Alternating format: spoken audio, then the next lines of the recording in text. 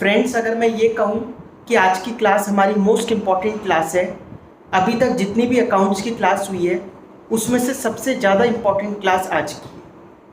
मैं आज आप लोगों को जर्नल एंट्रीज ड्राफ्ट करना सिखाऊंगा कि जर्नल एंट्रीज बनती कैसे है। ठीक है, मैंने आपको पहले भी बताया था कि जब तक अकाउंट्स आप लोग पढ़ते रहोगे तब तक आपके जर्नल एंट्रीज काम आती रहेगी। इससे पहले जो चैप्टर करे वो ठीक है, 11th के लिए तो है, लेकिन आगे उसका इतना यूज़ नहीं है जितना जर्नल का है। जर्नल तो आपको जब तक अकाउंट्स पढ़नी है तब तक करना पड़ेगा।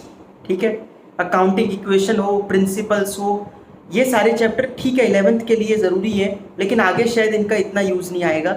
जर्नल एंट्रीज़ का मोस्ट इंपॉर्टेंट यूज़ आएगा। ठीक है, जर्नल एंट्रीज़ कैसे बनाते हैं उसके लिए रूल्स ऑफ डेबिट और क्रेडिट सीखने होते हैं, जो हमने पिछली 2-3 क्लास में सीखे थे। अब डेबिट क्रेडिट के रूल्स भी अलग अलग तरीके से चलते हैं। अगर ट्रेडिशनल अप्रोच हो तो अलग चलते हैं। मॉडर्न अप्रोच के मैंने पहले आपके साथ डिस्कस किए थे। मॉडर्न अप्रोच में मैंने आपको कहा था असेट और एक्सपेंस अगर बढ़ते हैं तो क्या होंगे, डेबिट। असेट और एक्सपेंस बढ़ते हैं तो डेबिट, घटते हैं तो क्रेडिट। लायबिलिटी, कैपिटल, रेवेन्यू अगर इंक्रीज हो रही है तो क्रेडिट, और अगर डिक्रीज हो रही है तो डेबिट होगा। बस ये रूल आप लोग याद कर लो, इससे हम लोग जर्नल एंट्रीज बनाने में हमारे को बहुत काम आएगा। समझ में आ गया? जर्नल एंट्रीज ड्राफ्ट करना शुरू करते हैं। देखो, ये मैंने यहाँ पर आपको 5 कॉलम्स बनाकर दे रखे हैं। सबसे पहला कॉलम है पर्टिकुलर्स, जिसमें जो भी ट्रांजैक्शन दे रखी होगी वो लिखेंगे। जो क्वेश्चन में ट्रांजैक्शन दे रखी होगी सबसे पहले वो लिखी जाएगी। दूसरा है अकाउंट्स इन्वॉल्व्ड। अगर ये थोड़ा ओवर राइटिंग हुई है तो नहीं दिख रहा हो तो मैं बता देता हूँ। सेकंड कॉलम में लिखा है अकाउंट्स इन्वॉल्व्ड। थर्ड कॉलम में लिखा है नेचर ऑफ अकाउंट्स। ठीक है, फोर्थ कॉलम में है इंक्रीज या डिक्रीज, मतलब वो चीज़ इंक्रीज हो रही है या डिक्रीज हो रही है। लास्ट में है जर्नल एंट्री, मतलब हमें ये सब कॉलम भरने के बाद लास्ट में किस पे पहुंचना है, जर्नल एंट्री पे, कि जर्नल एंट्री क्या बनी इसकी। ठीक है, इसको करने के लिए अकाउंटिंग इक्वेशन दिमाग में रखनी है कि अकाउंटिंग इक्वेशन अगर होती तो कौन से 2 अकाउंट इन्वॉल्व्ड होते। देखो, हमारी बुक का नाम भी है double entry book keeping. Double entry system है। डबल एंट्री सिस्टम का मतलब क्या होता है, एक चीज़ डेबिट होती है, दूसरी चीज़ क्रेडिट होती है। ठीक है, अगर एक अकाउंट्स में कुछ डेबिट हो रहा होगा तो 100% श्योरिटी है कि दूसरा कुछ ना कुछ क्रेडिट भी हो रहा होगा। ठीक है, तो डेबिट और क्रेडिट के रूल्स यहाँ पर अप्लाई होंगे। आपको ये ध्यान में रखना है, आपको ये सोचना है कि कौन से 2 अकाउंट इन्वॉल्व हो रहे हैं। ठीक है, कौन से 2 अकाउंट इन्वॉल्व हो रहे हैं। जैसे सबसे पहला पॉइंट देखो आप लोग, अकाउंटिंग इक्वेशन के तरीके से ही है, जहाँ जहाँ चेंज आएगा वहाँ मैं आपको बता दूँगा। ठीक है, थोड़ा सा अकाउंटिंग इक्वेशन के पॉइंट ऑफ व्यू से ही सोचना है। पहला पॉइंट है started business with cash ₹1 lakh. 1 lakh रुपए के साथ बिजनेस स्टार्ट किया।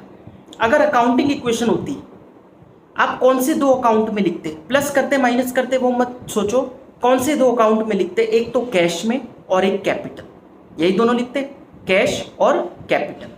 तो अकाउंट्स इन्वॉल्व कौन से हुए, कैश, कैपिटल। ठीक है, नेक्स्ट कॉलम नेचर बताओ। नेचर 5 होते हैं ना, asset, liability, capital, revenue, expense. Cash का क्या नेचर है, असेट। कैपिटल का तो कैपिटल ही। अब नेक्स्ट क्या बताना है आपको, ये जो ट्रांजैक्शन हुई इससे इन दोनों चीज़ों पर क्या इम्पैक्ट पड़ा, ये बढ़ी या घटी, एक एक करके। मतलब ऐसा ज़रूरी नहीं है एक बढ़ेगी तो दूसरी घटेगी या दोनों साथ में बढ़ेंगी, कोई इसका वो नहीं है। दोनों बढ़ भी सकती हैं, दोनों घट भी सकती हैं, एक बढ़ सकती है दूसरी घट सकती है, कुछ भी इसका ऐसा नहीं है कि दोनों साथ में ही चलेंगी। जैसे यहाँ पर बिजनेस स्टार्ट किया था कैश से, तो कैश क्या हो रहा है, बढ़ रहा है। तो देखो मैंने कैश के आगे वहाँ पर क्या लिख रखा है, 4th कॉलम में इंक्रीज। ठीक है ना, असेट इंक्रीज हो रहे हैं। दूसरा, कैपिटल लेकर आया है ओनर, तो कैपिटल भी क्या कर रही है फर्म में, इंक्रीज। तो कैपिटल के आगे भी क्या लिख रखा है, इंक्रीज। समझ में आ गया, दोनों इंक्रीज हो रहे हैं इससे। अब जर्नल एंट्री बनानी है, रूल याद करो। पहला क्या लिखा आपने, असेट इंक्रीज हो रहा है, तो असेट इंक्रीज होता है तो बताओ क्या होता है, डेबिट। फिर कह रहा है कैपिटल भी इंक्रीज हो रही है, तो कैपिटल इंक्रीज होती है तो क्या होती है, क्रेडिट। ये रूल तो है ना पता आपको। तो असेट इंक्रीज होते हैं तो डेबिट होते हैं, और कैपिटल इंक्रीज होती है तो क्रेडिट होती है। इसका मतलब यहाँ पे कैश अकाउंट तो डेबिट होगा और कैपिटल अकाउंट क्रेडिट होगा। समझ में आया? कैश अकाउंट डेबिट होगा, कैपिटल अकाउंट क्रेडिट होगा। क्यों होगा फिर समझ लो। देखो क्या सोचना है, मैं एक बार फिर से पूरी ट्रांजैक्शन बता रहा हूँ। सबसे पहले ये देखना है कौन से दो अकाउंट इन्वॉल्व है। तो आपने कहा कैश और कैपिटल। कैश और कैपिटल के नेचर बता दो। कैश असेट है, कैपिटल कैपिटल ही है। ये दोनों क्या कर रहे हैं, इंक्रीज कर रहे हैं या डिक्रीज कर रहे हैं, ये भी बता दो। तो ट्रांजैक्शन देख के पता चल रहा है ये दोनों ही इंक्रीज हो रहे हैं। अब रूल लगा दो, असेट इंक्रीज होता है तो डेबिट होता है, कैपिटल इंक्रीज होती है तो क्रेडिट होती है। इसका मतलब कैश अकाउंट डेबिट होगा, कैपिटल अकाउंट क्रेडिट होगा। आ गया समझ में? अब देखो जर्नल एंट्री प्रेजेंटेशन लिखते कैसे हैं ये देखो। वैसे तो cash account debit, capital account credit, लेकिन लिखने का तरीका है कैश अकाउंट डेबिट, अमाउंट लिखो उसके आगे कितना है 1 लाख रुपीस। फिर नीचे वाली लाइन में थोड़ी सी स्पेस छोड़कर, बिल्कुल उसी की सिधाई में नहीं, थोड़ी सी स्पेस छोड़ना, गैप छोड़कर आगे लिखेंगे 2 कैपिटल अकाउंट 1 लाख। ठीक है, मतलब क्रेडिट वर्ड ना आकर क्या आता है 2। जर्नल एंट्री का ये रूल है कि जर्नल एंट्री में हम क्रेडिट वर्ड ना लिखकर अगर 2 लिख दें तो बात वही है। कैश, इसको एंट्री को बोला कैसे जाता है, cash account debit 1 lakh to capital account 1 lakh. समझ में आ गया? तो कैश अकाउंट डेबिट हो गया और कैपिटल अकाउंट क्या हो गया, क्रेडिट। इसके नीचे ये क्या है जो ब्रैकेट में लिख रखा है, इसको बोलते हैं नरेशन। इसको क्या बोलते हैं, नरेशन। नरेशन का मतलब होता है टू नरेट समथिंग, कुछ बताना। मतलब जब कोई एंट्री पास कर रहा है अकाउंटेंट तो वो बताएगा तो सही कि मैंने करी क्या है। अब आपको तो यहाँ पर्टिकुलर्स गिवन है, उसको क्या होगा, उसने देखा कि कैपिटल लेके आया ओनर, तो वो एंट्री जब पास करेगा तो उसमें नीचे उसको नरेशन लिखनी पड़ेगी कि बीइंग। और नरेशन जो होती है वो स्टार्ट होती है या तो फॉर से या बीइंग से। आपको स्टार्ट ऐसी ही करनी है, या तो फॉर या बीइंग। और जो जनरली चलता है बीइंग चलता है तो आप बीइंग ही लगाना। ठीक है, being business started with cash. ठीक है, अमाउंट भी लिखने की ज़रूरत है क्या इसमें? देखो ये जो नरेशन है, बस आप कैसे भी कुछ भी लिख दो। जैसे आपने मैथ्स में प्रॉब्लम सम किए होंगे तो उसमें कुछ लैंग्वेज लिखनी होती है, तो वो लैंग्वेज आपकी मर्जी, जैसे मर्जी लिख दो, आपकी एंट्री ठीक होनी चाहिए। नरेशन की लैंग्वेज के मार्क्स ना मिल रहे ना कट रहे, कोई नहीं देख रहा आपने नरेशन में कैसी इंग्लिश यूज़ कर रखी है। लेकिन हाँ ये है, अगर आप नरेशन नहीं लिखोगे तो मार्क्स जरूर कट जाएंगे। ठीक है, तो नरेशन लिखना तो ज़रूरी है, लेकिन नरेशन की इंग्लिश पे मत जाना कि नरेशन कैसी है। समझ में आ रहा है? तो cash account debit to capital account being business started with cash. Next transaction देखो, purchased goods in cash rupees 30,000। Goods खरीदे कैश में 30,000 रुपीज़ देकर। देखो अकाउंटिंग इक्वेशन से इसमें से थोड़ा चेंज आ जाएगा। अकाउंटिंग इक्वेशन में हम लोग क्या किया करते थे, अगर गुड्स खरीदते थे तो स्टॉक में प्लस कर देते थे, और अगर गुड्स बेचते थे तो स्टॉक में से माइनस हो जाता था। हम याद होगा असेट्स में कॉलम खोलते हैं स्टॉक का या गुड्स का, उसी में प्लस कर देते हैं, उसी में माइनस। बट अगर हमसे कोई ये पूछे कि आपकी परचेज कितनी है और सेल कितनी है, सेल्स पर तो टैक्स भी देना होता है, आगे चलकर आप सीखोगे। तो सेल्स अगर पूछे गवर्नमेंट कि आपकी सेल्स कितनी है, हम तो बता ही नहीं पाएंगे। हम कहेंगे हम तो स्टॉक में ही प्लस कर देते हैं, स्टॉक में ही माइनस कर देते हैं, हमें तो नहीं पता कितनी परचेज है कितनी सेल है। तो ऐसा गलत है। अकाउंटिंग इक्वेशन के बाद फिर जब हम जर्नल एंट्री बनाएंगे तो हम क्या करेंगे, अगर खरीद रहे हैं तो उसके लिए परचेज वर्ड लिखेंगे, अगर बेच रहे हैं तो उसके लिए सेल वर्ड लिखेंगे। लेकिन फिर वही बात जो फर्स्ट क्लास में मैंने आपको बताई थी, परचेज का मतलब क्या होता है, गुड्स खरीदना। सेल का मतलब क्या होता है, गुड्स बेचना। अगर कुछ और बेच रहे हो, मतलब अगर बिजनेस है आपका सॉफ्ट ड्रिंक का, अगर आप अपना पुराना रेफ्रिजरेटर बेच रहे हो तो वो सेल में नहीं आएगा।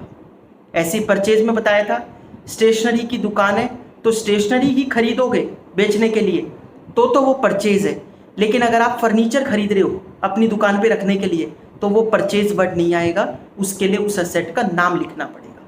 ठीक है, तो ये सब कुछ लिंक करके चलना। परचेज और सेल सिर्फ अपनी जिस चीज़ में हम डील कर रहे हैं उसके लिए आता है परचेज और सेल। समझ में आ गया? नेक्स्ट देखो, इसमें purchase goods in cash rupees 30,000। तो पहला अकाउंट इन्वॉल्व हुआ परचेज और दूसरा हुआ कैश। परचेज का नेचर क्या होता है, एक्सपेंस। कैश का नेचर क्या होता है, असेट। ठीक है, इस ट्रांजैक्शन से एक्सपेंस तो बढ़ रहा है क्योंकि खर्चा करा तो खर्चे बढ़ गए, तो एक्सपेंस तो इंक्रीज हो रहा है, बट कैश चला गया तो कैश क्या एसेट, कैश क्या कर रहा है, डिक्रीज। ठीक है ना। सबसे पहले तो आपने परचेज और कैश के नेचर लिखे। परचेज का नेचर था एक्सपेंस, कैश का नेचर था असेट। एक्सपेंस बढ़ रहा है और कैश कम हो रहा है। अब रूल अप्लाई कर दो। एक्सपेंसेस बढ़ते हैं तो क्या होते हैं, डेबिट। असेट अगर डिक्रीज होते हैं तो क्या होते हैं, क्रेडिट। तो एंट्री क्या बनी, purchase account debit to cash account 30,000। ठीक है, being goods purchased in cash. आ गया समझ में। ये तरीका होता है एंट्रीज बनाने का। धीरे धीरे जब आप और जर्नल एंट्री सीखोगे तब आपको जर्नल एंट्री खुद ही बनानी आ जाएगी। पता है हमें ना, ये जो जर्नल एंट्री का लास्ट में कॉलम है सीधा पेपर में यही बनाना है। ये जो शुरू में मैंने आपको ये 4 लिख के दिखा रखे हैं, ये आपको शुरू में सिर्फ 5-6 क्वेश्चन में करना पड़ेगा। उसके बाद आप सीधा जर्नल एंट्री बनाना शुरू कर दोगे। ठीक है। तो थर्ड पॉइंट है, सोल्ड गुड्स टू राम ₹40,000। हमने राम को गुड्स बेचे 40,000 रुपए के। 2 अकाउंट कौन से इन्वॉल्व हुए उसमें, एक तो राम आपको पता होगा डेटर है हमारा, और हम अकाउंटिंग की क्वेश्चन में क्या करते थे, वहां पर सिर्फ डेटर लिख देते थे।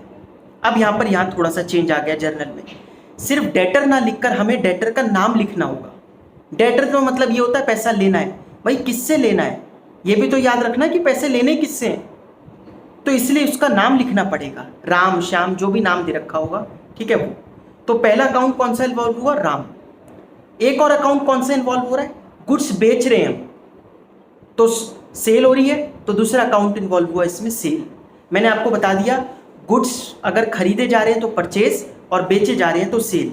अब स्टॉक में प्लस और स्टॉक में माइनस नहीं चलेगा, जो अकाउंटिंग की क्वेश्चन में चलता था। ठीक है। तो गुड्स बेचे, एंट्री बनाएंगे, उससे पहले राम और सेल्स, ये 2 अकाउंट इन्वॉल्व हुए। अब राम क्या है, क्योंकि ये डेटर है तो राम हमारे लिए क्या हो गया, असेट, तो नेचर में लिख दिया मैंने असेट। सेल्स का नेचर क्या है, रेवेन्यू। सेल्स क्या है हमारी, रेवेन्यू। इस ट्रांजैक्शन की वजह से राम मतलब डेटर भी बढ़ रहे हैं, तो असेट के आगे लिख दिया इंक्रीज। सेल्स भी बढ़ रही है हमारी, तो इसलिए ये इसके आगे भी क्या लिख दिया, इंक्रीज। ठीक है। अब असेट अगर इंक्रीज होते हैं तो क्या होते हैं, डेबिट। अगर रेवेन्यू इंक्रीज होता है तो क्या होता है, क्रेडिट। तो एंट्री बनी Ram account debit to sales account. ठीक है, राम अकाउंट डेबिट कितना, 40,000 टू सेल्स अकाउंट ₹40,000। समझ में आई आप लोगों को ये एंट्री। रूल्स याद रखना, जिनको रूल नहीं याद होंगे वो ये जर्नल एंट्री कभी भी नहीं बना सकते। ठीक है, वो इधर उधर पूछते रहेंगे, वो डेबिट होता है तो क्या होता है, वो क्रेडिट होता है तो क्या होता है। 10 मिनट लगाकर रूल्स ही ना याद कर लो। असेट एक्सपेंस बढ़ते हैं तो डेबिट, घटते हैं तो क्रेडिट। लायबिलिटी कैपिटल रेवेन्यू अगर बढ़ती है तो क्रेडिट, घटती है तो डेबिट। तो 10 मिनट भी नहीं लगेंगे, आप इस पहले रूल्स को याद कर लो, उसके बाद ये जर्नल एंट्री तो बच्चों का खेल है, अगर आपने रूल्स याद कर लिए तो। समझ में आ गया। मैं असाइनमेंट में भी कुछ क्वेश्चंस देता रहता हूँ, क्योंकि देखो अकाउंट्स कथा की तरह तो नहीं होता कि मैं आपको सुना दूँ स्टोरी और आप सुन के बस उसमें लास्ट में सत्यनारायण की जय हो ये कर दूँ। ऐसा नहीं हो सकता। अकाउंट्स प्रैक्टिकल सब्जेक्ट है, थ्योरेटिकल नहीं है कि कहानियाँ सुना दी जाएं। आपको खुद भी इसमें इन्वॉल्व होना पड़ेगा, क्वेश्चन सॉल्व करने पड़ेंगे। मोस्टली स्टूडेंट्स तो सॉल्व कर करके भेजते रहते हैं, लेकिन मैं उनकी बात कर रहा हूँ जो लोग नहीं भेजते। देखो, जो बिल्कुल मैं कई पहले भी वीडियोस में रिक्वेस्ट की थी कि आप आंसर्स को सेंड किया करो। अगर आप लोग आंसर्स को सेंड नहीं करोगे, आप लोग पता नहीं क्या सोच रहे हो, क्यों नहीं इसमें इन्वॉल्व हो रहे। इतना इंटरेस्टिंग सब्जेक्ट है। या तो आप फील्ड में गलत फील्ड में आ गए, आपको साइंस लेनी चाहिए थी या आर्ट्स लेनी चाहिए थी। अब अगर आपने अकाउंट्स ले लिए तो या तो इसमें इंटरेस्ट दिखाओ। अभी से तो ये नहीं सोच रहे ना कि फादर के साथ बिजनेस में कर लेंगे, 2 साल ऐसे ही निकाल देते हैं कि पैसा तो बहुत है, क्या ये सब पढ़ाई लिखाई में कुछ नहीं रखा। मुझे नहीं लगता ऐसा सोच रहे होंगे आप लोग। तो प्लीज़ आप इसमें इंटरेस्ट दिखाया करो, जो हम लोग कर रहे हैं। ठीक है, बहुत काम आने वाली है ये सब चीज़ें आप लोग। नेक्स्ट पॉइंट है, रेंट पेड ₹15,000।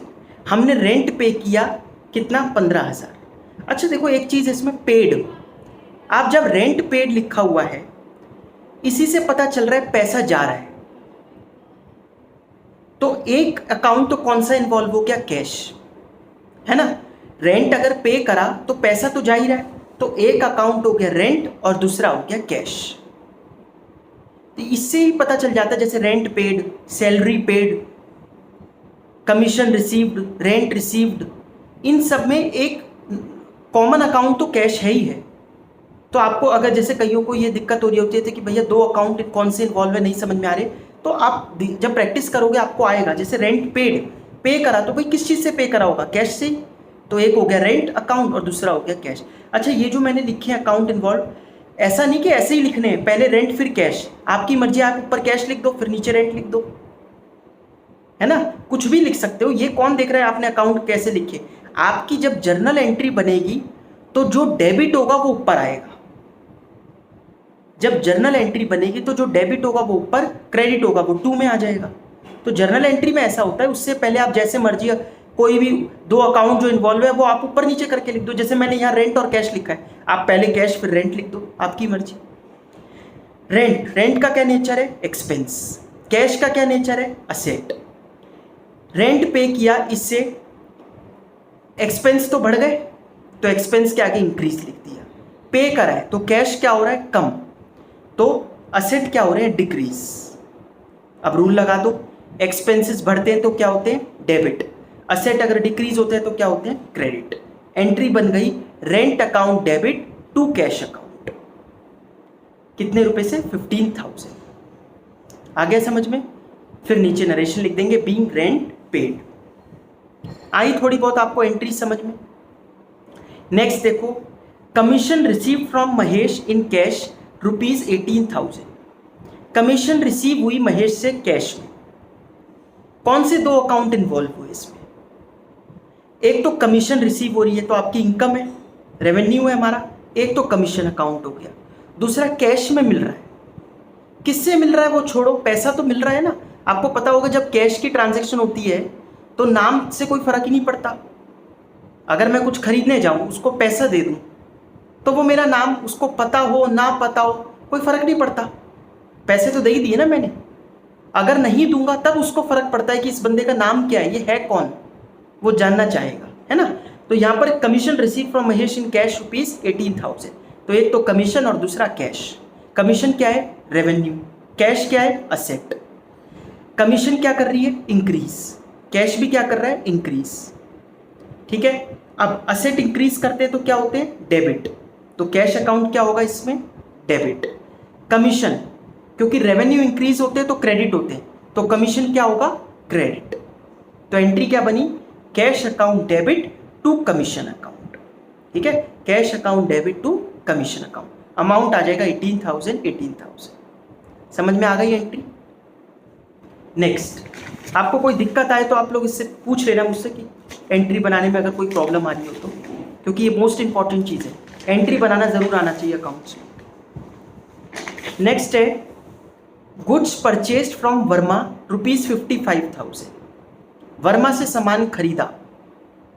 अब नाम दे रखा है तो इसका मतलब क्रेडिट में खरीदा है।